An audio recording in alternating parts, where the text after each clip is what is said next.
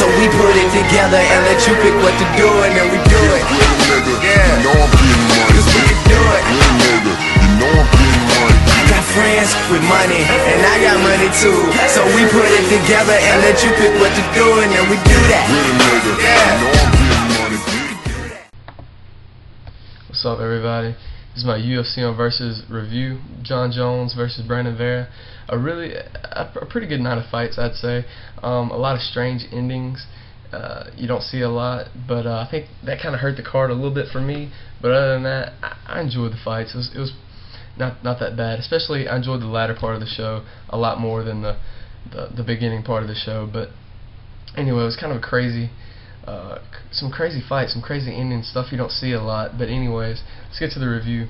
Alicia Sakara versus James Irvin started off the show. This was a big weight cut for James Irvin, and it definitely hurt him, in my opinion. This is his first fight at middleweight, I believe, and it was too big of a cut. He couldn't even hardly lift his hands, much less throw out a combination out there.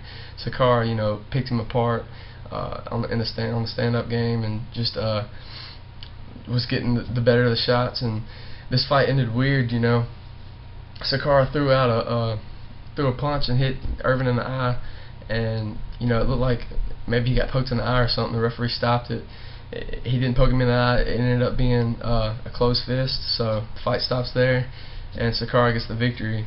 I hate to see Irvin get that loss like that. I like Irvin. He's a warrior. He usually goes out there to fight. A lot of people are saying this could be his last fight in the UFC. I don't think so. I think we'll see him back in the UFC. He's too exciting to get rid of, I think. He just, needs a win. But, I think he'll eventually get back on track. Don't go back to middleweight, though. I don't think he will. That's the last time you'll see him at middleweight. But, anyways, the next fight was Paul Boentello versus Czech Congo. I knew this one wasn't going to be, what can I say, a technically sound fight. Both these guys are brawlers.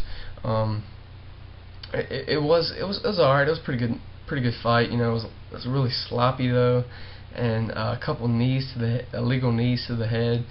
Congo did. At one point, Boentello's pinky came out of place, and he had to get that. The guys came over and fixed it back in place, and he got back to fighting.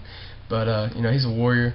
Congo, I think he did a pretty good job of taking Boentello down and keeping him down. Boentello kept backing up against the fence, and I'm just wondering, what are you doing? You don't want Congo to be on top of you throwing down fists. That's never good. But Boentello just kept falling for it, man. He should have tried to stay in the center of the ring and trade with Congo, catch him. But it is what it is. Eventually, Boentello tapped out due to elbow strikes to the thigh. Yeah, you heard me right. But anyways, weird fight. It was okay, I guess. Not too bad. But anyways, Congo gets the victory there. And then they showed, I think it was after that fight, they showed Josh Howard, doing what he does. This guy's going to be awesome. That knockout was sick. I'm not going to talk about that a lot, but that was a sick knockout, and wow, this dude is awesome. But anyways, co-main event saw Junior Dos Santos versus Gabriel Gonzaga in a pretty good fight. I really enjoyed this fight. Gonzaga really didn't have much. Dos Santos' boxing skills are so much greater than anybody I've seen in the heavyweight division. His boxing skills, I believe, are unmatched, and I mean that seriously. I really want to see a match with him and Velasquez. Anyways, Dos Santos knocks out Gonzaga in that fight, and it was he every time he's out there, he entertains me. I love Dos Santos. He's a beast. But like I said, I want to see him and Velasquez go at it. That's going to be awesome. Also, I'm excited for 2010. Which of the three undefeated heavyweights are going to have the biggest year? Dos Santos, Velasquez, or Shane Carwin? You could pick any of those guys, and they'll probably. You can't go wrong with any of those guys. I'm excited about the heavyweight division. It's stacked. Carwin Mir coming up Saturday. Can't wait for that.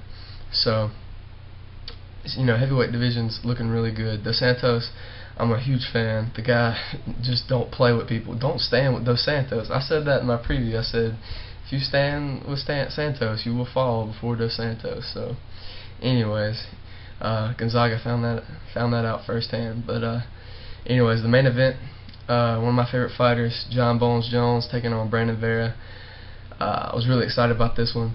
Bones, took Vera down, was able to get him to the ground and work there. Brandon Vera was unable to do anything off his back, and Bones threw down some pretty sick elbows and caught Vera in the eye with one of them. Fractured his face in like 3 places, I think they said. But Bones Jones is the real deal, man. He stopped Vera. I'm trying to think of a guy who he should face next, but the light heavyweight division's so stacked, and 1 through 8, any of those guys, and I don't know. A lot of the guys are fighting each other, so I don't know what's next for Bones, but I hope he fights, I hope he fights, like the number 3 or maybe not number 3, number 5, somebody like that, number 5, number 4. Somebody like that in the light heavyweight division, because this guy's getting ready for a title shot. This guy's legit. But anyways, that was the night. It was pretty good night of fights. Wasn't too bad. As for UFC, they got UFC 111 coming up, which I'm really excited for. And then next week they have the Ultimate Fighter, and they have Takanori Gomi versus Kenny Florian, which is another fight I'm really looking forward to see. That should be awesome. And then for WEC, they got the pay-per-view coming up April 24th, I think. Aldo versus Faber, and Henderson versus Cerrone 2. The price, I think it's overpriced. $45. For the first pay-per-view, and they don't really have a large fan base as it is. So I think it's overpriced, but I'm gonna pay for it because I know it's gonna be a great card, and I think you guys should pay for it too, even if it is overpriced. It's going to be a great card. I can't see it disappointing, to be honest with you. And then Strike Force, I think it's April 17th, is going to have an awesome show on TV. I'm sure you guys have heard about this on CBS. Main event's going to be Dan Henderson versus Jake Shields. I think Shinya Aoki is going to fight Gilbert Melendez, and what's one more fight? King Mo is going to fight Gegard Mousasi. That's some big fights, man. I can't wait for those fights. I'm glad UFC's not going to compete with it, because UFC could not put any card on TV to compete with that, really. I mean, obviously they could, but they're not going to put on huge fights like that on TV. But just MMA this month and then next month, it's huge, man. And also UFC's got UFC 112 coming up too. So a lot of good MMA coming up, fellas.